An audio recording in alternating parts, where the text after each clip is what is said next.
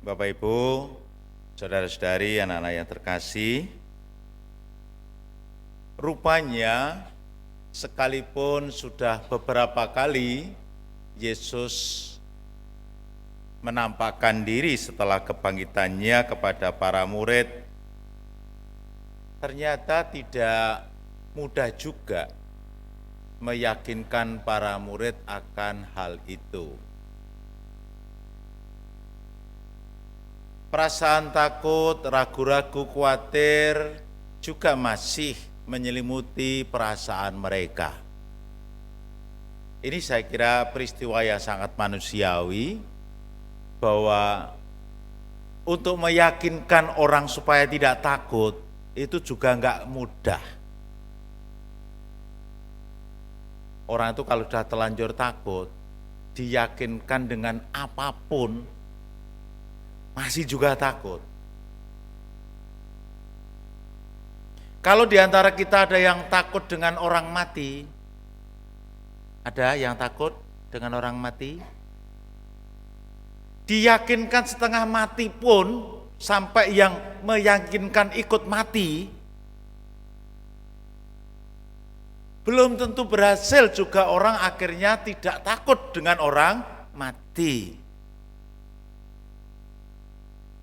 Nyatanya sampai saat ini juga masih banyak orang yang takut di kuburan sendirian. Padahal di sana semua orang mati.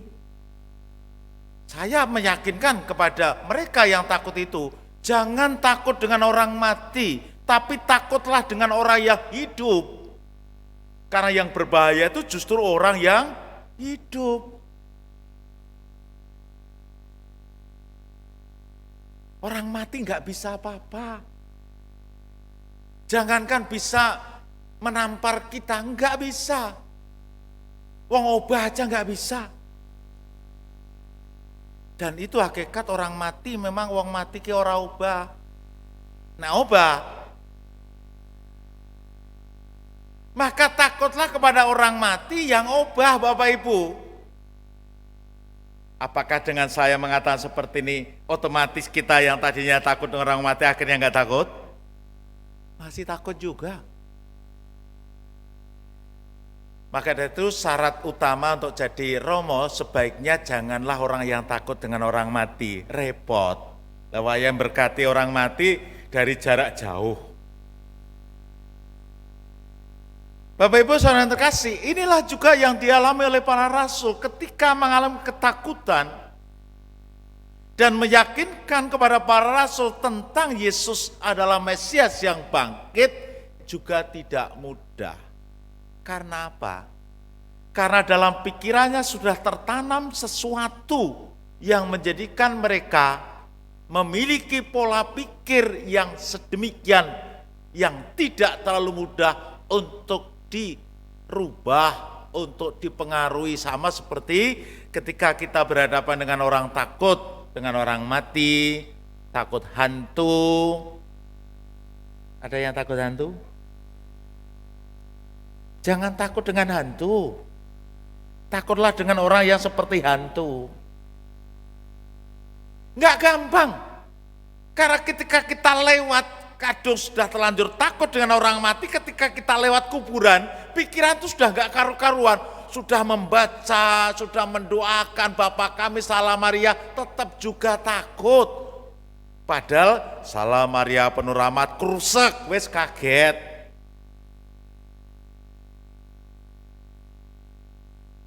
Para murid sudah punya konsep tertentu tentang Mesias. Para murid sudah punya konsep tertentu tentang Tuhan Yesus. Maka ketika Tuhan Yesus mengalami derita dan salib, itu tidak masuk dalam pikiran mereka. Ini yang menyebabkan tidak mudah. Maka sekalipun sudah menampakkan diri berkali-kali, bahkan Yesus juga menampakkan diri berjalan bersama-sama dengan para muridnya, berjalan bersama dengan muridnya yang pulang ke Emmaus, sudah diyakinkan, kembali lagi tidak yakin. Maka ketika mereka berkumpul di Yerusalem, Yesus hadir pun mereka terkejut. Ada dua macam terkejut. Terkejut itu karena kegirangan, tapi juga terkejut karena takut. Kali ini diceritakan mereka terkejut dan takut.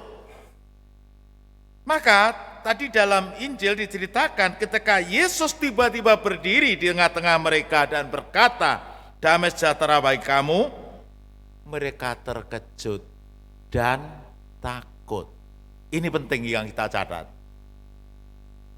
Artinya mereka belum siap. Minggu lalu saya sudah katakan, jangan kita berandai-andai bahwa Yesus datang tiba-tiba di tengah-tengah kita, memperlihatkan diri, kita terkejut dan takut. Pengen kita melihat Yesus, pengen dilihatin betul, terkejut dan takut.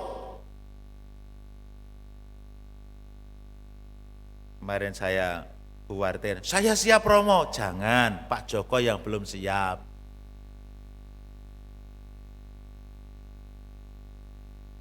Keterkejutan dan ketakutan ini karena memang pikiran mereka belum terbuka tentang peristiwa yang seharusnya.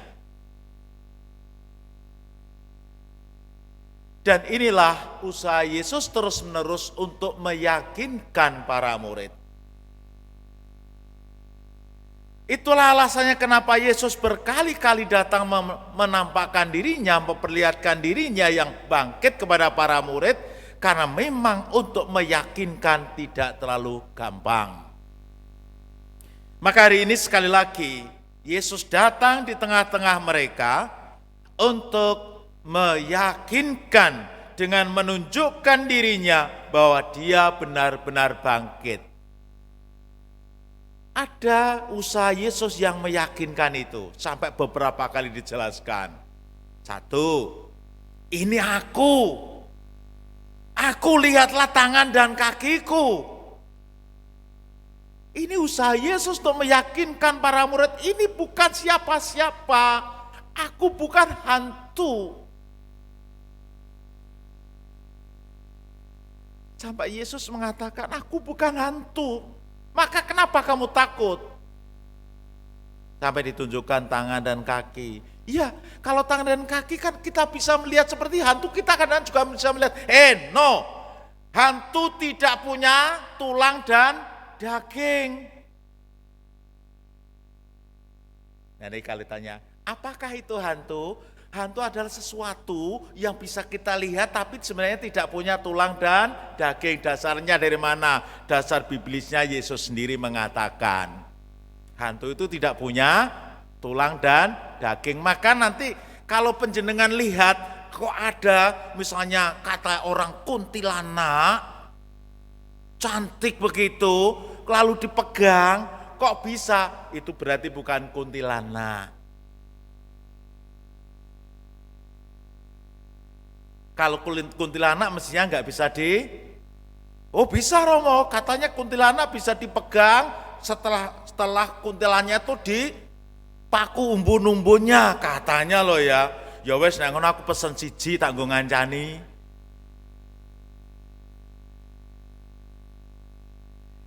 Oke, kalau memang itu menjadi persoalan, oke, kuntilanak mungkin masih bisa dipegang, hantu masih bisa dipegang. Kalau kita masih ngeyel, Yesus menjelaskan lagi, aku bukan hantu, aku ini.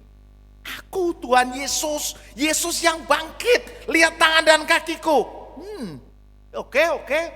Lalu Yesus masih melihat bahwa para murid ragu-ragu. Yesus meyakinkan lagi, adakah makanan padamu? Ini level yang kedua. Untuk menunjukkan bahwa Yesus bukan hantu tetapi Yesus adalah pribadi yang bangkit, Yesus bertanya, adakah makanan padamu? Ada? Kok yang delalah kok ya ikan goreng, kok ya gak gedang goreng.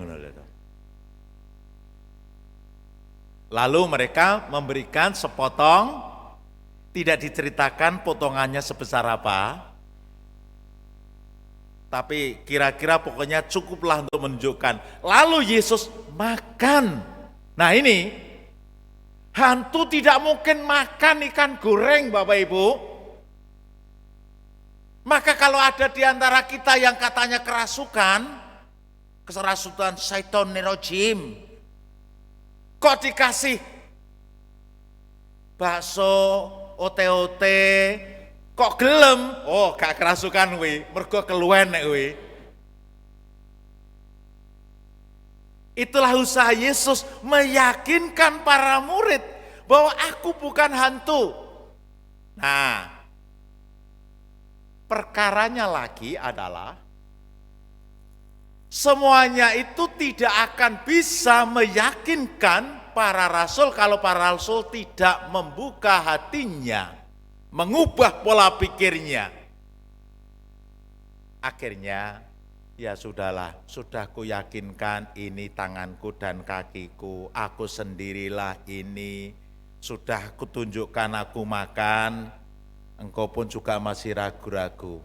Yang menjadi persoalan adalah sulitnya menerima Yesus yang bangkit adalah soal pikiran, soal pola pikir paradigmanya. Oleh karena itu perlu mengubah pola pikir. Inilah yang disebut perlunya pertobatan. Dan ketika itu Yesus membuka pikiran para murid. Sehingga para murid mengerti tentang makna yang tertulis dalam kitab suci. Baru setelah para murid dibuka pikirannya oleh Yesus sendiri, mereka paham. Setelah paham, mereka sanggup menjadi saksi. Ini kurang lebih ringkasan yang terjadi dalam Injil hari ini. Dan Petrus telah menunjukkan contoh keberaniannya dan pengakuannya serta keberhasilannya membuka pikirannya, mengubah pola pikirnya tentang Yesus yang bangkit, sehingga dari ketakutan menjadi keberanian. Tadi dalam bacaan pertama, bagaimana Petrus ditunjukkan sebagai pribadi yang berani. Saudara-saudara, Yesus yang kau bunuh sekarang bangkit dan kami adalah saksinya. Bapak Ibu Saudara yang terkasih, ada beberapa makna yang bisa kita petik. Bahwa peristiwa seperti yang dialami para murid juga seringkali menjadi peristiwa pengalaman kita. Kita pun juga sering ragu-ragu, benarkah Yesus Tuhan? Benarkah Yesus itu bangkit dari orang mati? Benarkah Yesus begini dan begitu? Dan ini seringkali pikiran kita juga dipengaruhi oleh berbagai media yang ada.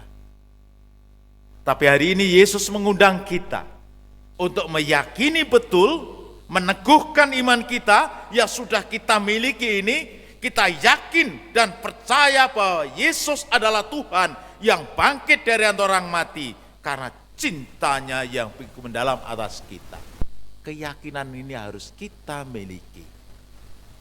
Maka dari itu kita diharapkan terus-menerus membuka pikiran kita. Biarlah kitab suci menjelaskan kepada kita. Biarlah sabda Allah menjelaskan kepada kita. Maka ini merupakan undangan kita untuk terus-menerus mendalami sabda Allah. Terutama yang tertulis dalam kitab suci. Percuma kita terus-menerus berada dalam keraguan-raguan tapi tak punya usaha untuk mencari penerangan dari sabda Allah sendiri. Biarlah Allah yang membuka pikiran kita. Dan selanjutnya kita juga dipanggil untuk menjadi saksi kebenaran apa yang kita yakini. Tidak mungkin kita menjadikan saksi kebenaran, memberikan kesaksian atas iman kita kalau kita sendiri tidak yakin. Tidak mungkin kita meyakinkan orang kalau kita sendiri tidak yakin. Tidak mungkin kita memberikan harapan kepada orang dan kepastian kepada orang tentang Yesus yang adalah Tuhan kalau kita sendiri ragu-ragu. Mari kita perbarui pola pikir kita. Mari kita perbarui hati kita untuk Allah sendiri berkenan hadir dalam hidup kita, memperbarui hidup kita, membuka pikiran kita agar kita memiliki keyakinan yang mendalam, membuka pikiran kita terus-menerus akan Allah, dan kita berani menjadi saksi-saksi kebenaran melalui kata-kata dan tindakan kita di dalam kehidupan kita satu sama lain. Allah memberkati kita.